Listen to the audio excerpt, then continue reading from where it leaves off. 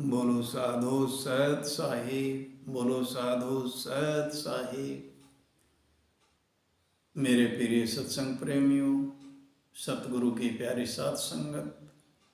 आज का विषय है मन की गुलाम नहीं, मालिक बनो।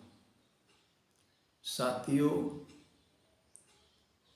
बहुत ही गहन विषय, बहुत जटिल, समझने योग्य विषय है। इस पर चर्चा करते हैं और समझने की कोशिश करते हैं। इसको बड़े ध्यान से सुनें और समझें। जब से होश संभाला है तब से ये मन इसका संचालन कर रहा है। इस शरीर का संचालन मन कर रहा है।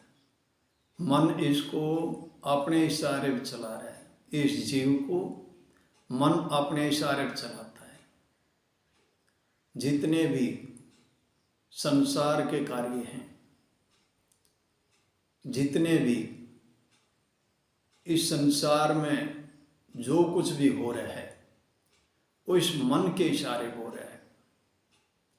चाहे कोई अच्छा कर्म हो या बुरा कर्म हो, सभी इस मन के इशारे हो रहा है। लेकिन इस मन को एक सकारात्मक सोच के साथ, एक पॉजिटिव सोच के साथ इस मन का रुख बदला जा सकता है। इसको असत्य से सत्य के मार्ग पर लाया जा सकता है। इसको सही मार्ग पर लाया जा सकता है।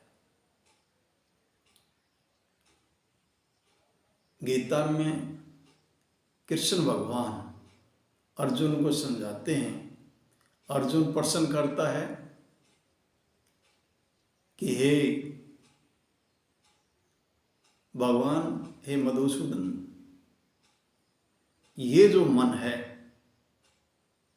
ये मेरे बस का नहीं है, मेरे बस में नहीं है। ये मन ही मेरे को परेशान करता है, विचलित करता है। ये मन काबू आने वाला नहीं है। तो कृष्ण भगवान अर्जुन को समझाते हैं, अर्जुन, इस मन को काबू किया जा सकता है। इसको निरंतर अभ्यास से, निरंतर साधना से इसको काबू किया जा सकता है। बगैर अभ्यास के ये काबू में आने वाला नहीं है। निरंतर अगर इस पर काम किया जाए, अभ्यास किया जाए, तो ये मन काबू में आ सकता है, कंट्रोल में आ सकता है। भगवान बुद्ध ने भी मन के ऊपर बड़ा काम किया। मन के ऊपर बड़ी साधना की। जिस साधना पद्धति को भगवान बुद्ध ने अपनाया इस मन को अपने काबू करने के लिए, उसी पद्धति को कृष्ण भगवान भी अर्जुन को बता रहे हैं, अर्जुन को समझा रहे हैं। इसको काम दे। क्या काम दे? अब जो हमारी श्वास है, श्वास चल रही है, इसको निरंतर अभ्यास में लगा, श्वासों के अभ्यास में लगा। नासिका के अग्र भाग में, नाक के आगे इसको मन को यहाँ जोड़ दे, यहाँ लगा दे। और ये मन श्वास आ रही है, श्वास जा रही है, श्वास आ रही है, श्वास जा रही है। निरंतर इसी अभ्यास में लगा रहे। भगवान बुद्ध ने भी आनापान की जो साधना, यही साधना भगवान बुद्ध ने भी बताई है।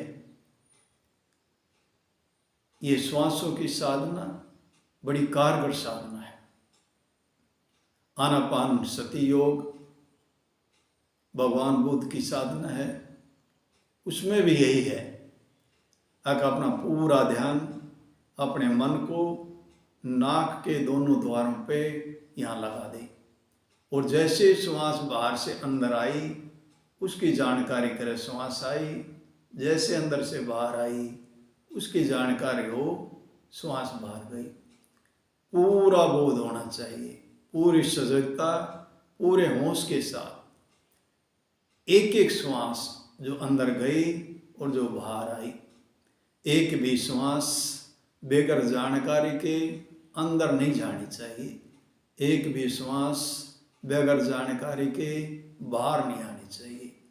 जब इसको मन को हम श्वासों पर लगाएंगे तो क्या होगा, मन के अंदर छटपटाहट होगी, मन छटपटाएगा, इधर उधर भागने की कोशिश करेगा।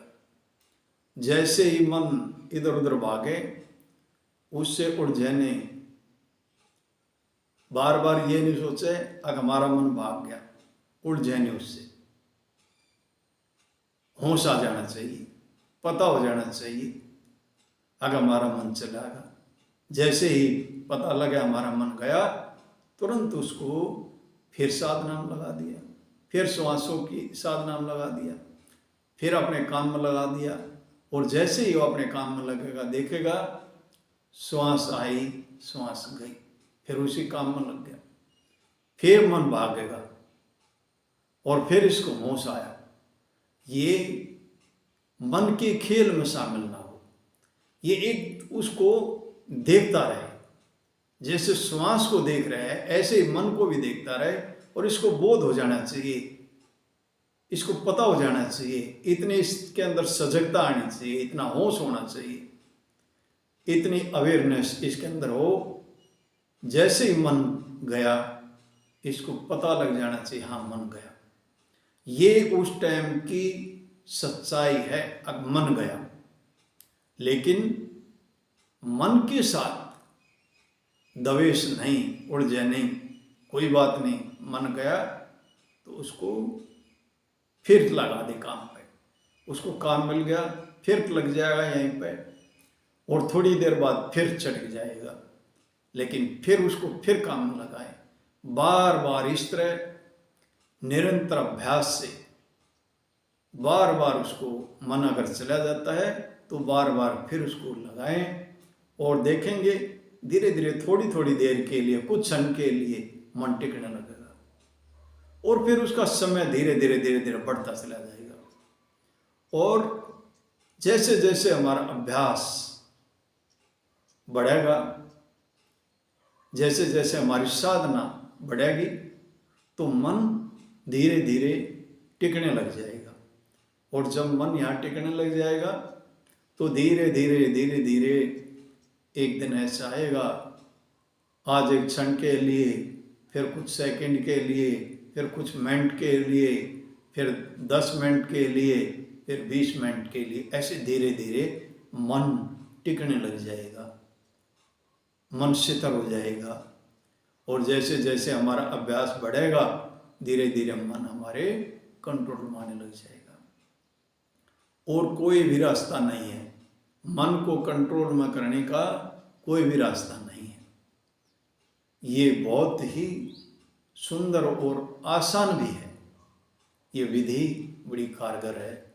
मन को कंट्रोल करने के लिए ये बहुत ही अच्छी विधि है। इस विधि को शुरू में 20 मिनट से शुरू कर लें, आधा घंटा से शुरू करें। शुरू करने से पहले अपने शरीर को, अपनी पीछे कमर, गर्दन, पीठ को सीधी रखें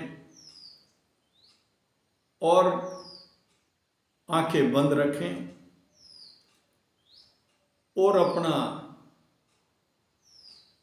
हाथ ज्ञान मुद्रा में रखें या वितराग मुद्रा में रखें, जैसे भी आपको सुविधा हो वैसे रखें। और शरीर की हलन चलन पूर्णतः बंद कर दें। कोशिश करें शरीर में कोई हलचल नहीं हो, और धीरे धीरे जैसे जैसे अभ्यास बढ़ेगा, बैठक बढ़ेगी, साधना धीरे धीरे आगे बढ़ेगी और मन जो है शीतल होने लग जाएगा। मन की चंचलता शांत होने लग जाएगी, मन शीतल हो जाएगा, शांत हो जाएगा, पवित्र हो जाएगा, निर्मल हो जाएगा। तो एक दिन अभ्यास के द्वारा इस मन को हम अपने काबू में कर सकते हैं, मन के मालिक बन सकते हैं, मन के स्वामी बन सकते हैं। और नहीं तो ये मन हमेशा गुलाम बना कर रखेगा। इस तरीके से धीरे धीरे इस मन को अपने कंट्रोल में ला सकते हैं। साथियों, ये टेक्निक, ये विधि बहुत ही सुंदर विधि है। इसको 16-17 साल से हम स्वयं भी अपना रहे हैं, और जितने भी विपासना के सेंटर हैं उनमें ये विधि 10 दिन का जो शिविर होता है, करीब 4 दिन इसी विधि का प्रयोग किया जाता है। हम भी शिविर में जाते हैं, 10 दिन के शिविर, विपासना के शिविर करते हैं, और इस विधि को विधिवत तरीके से बहुत ही ये विधि कारगर है।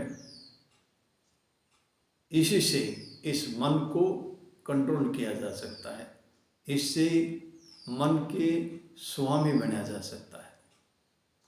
साथियों, आप सभी ने मन को कंट्रोल करने की विधि समझी। आप सबका बहुत बहुत धन्यवाद। इस वीडियो को बार बार देखें, बार बार देखें। अगर आपको अच्छा लगे, लेकिन अच्छा तभी लगेगा जब आप निरंतर अभ्यास करोगे, इसको अमल में लाओगे।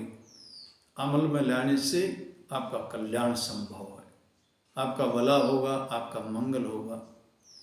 इन्हीं शब्दों के साथ मैं अपनी वाणी को विराम देता हूँ। बोलो साधु सत साहिब, बोलो साधु सत साहिब।